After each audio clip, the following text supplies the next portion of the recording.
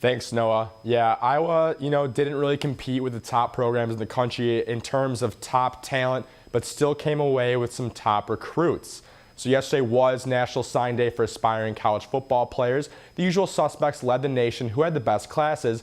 Alabama, of course, claimed the top spot, followed by Ohio State, Georgia, Florida State, and USC to round out the top 5.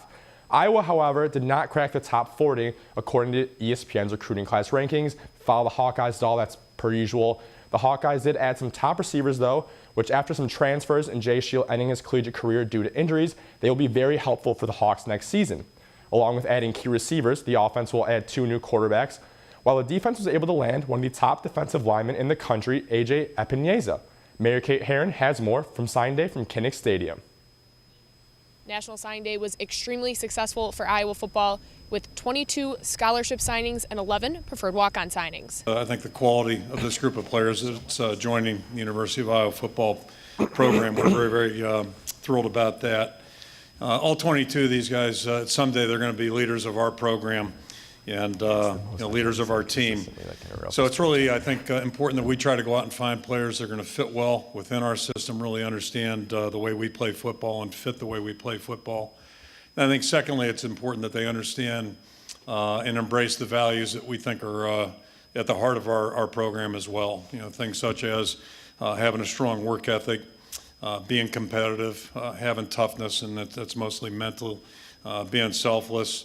Having a desire to really improve in all areas of their life, and then, a passion for the game. Along with gaining new athletes to the Iowa football program, Coach Ferentz also touched on the search for the 3 new offensive coaching positions.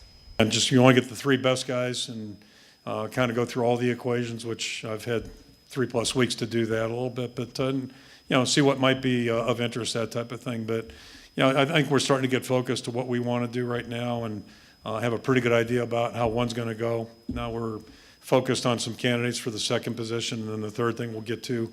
So there's still a little bit of wiggle room in there, but I think the plan's starting to come into focus. Stay with Daily Iowan TV for updates as the new coaching positions are filled. Reporting outside of Kinnick Stadium, this has been Mary Kate Herron for Daily Iowan TV Sports. Spring football is also right around the corner for the Hawks and will be starting up in March, then ending in late April with the spring game. So stay with Daily Iowan for all your spring football updates. And Iowa football is not the only sport recruiting for their team's future this week. The Iowa men's tennis team will welcome 3 new freshmen to their roster next season. This class for the Hawkeyes is ranked 3rd in the Big Ten and 17th in the nation.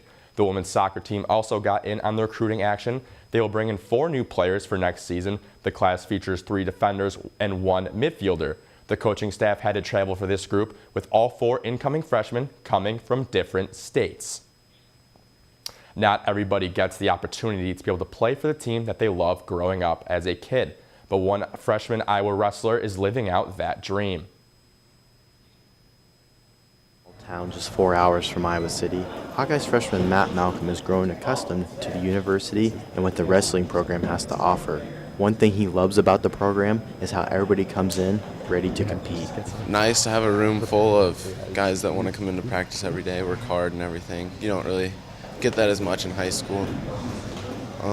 Just having the facilities that we have and everything is just super nice. While in high school back in Glenwood, Matt was breaking records and winning matches. He set his high school record for most takedowns, falls, and wins. On top of all that, he was state champion his senior year and a 3-time conference champion. When asked what he wanted to accomplish here at Iowa, the response was pretty straightforward. No matter who you are, if you're in this program, your goal is to be a national champ. That's what my goal's been since I was a little kid.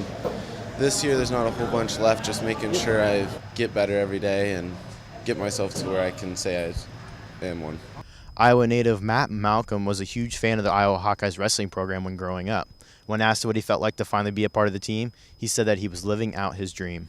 Exactly, that's how it is. I've always been a Hawkeye fan since I was little. It's just always been, wow, they're really cool. They're the Iowa Hawkeyes.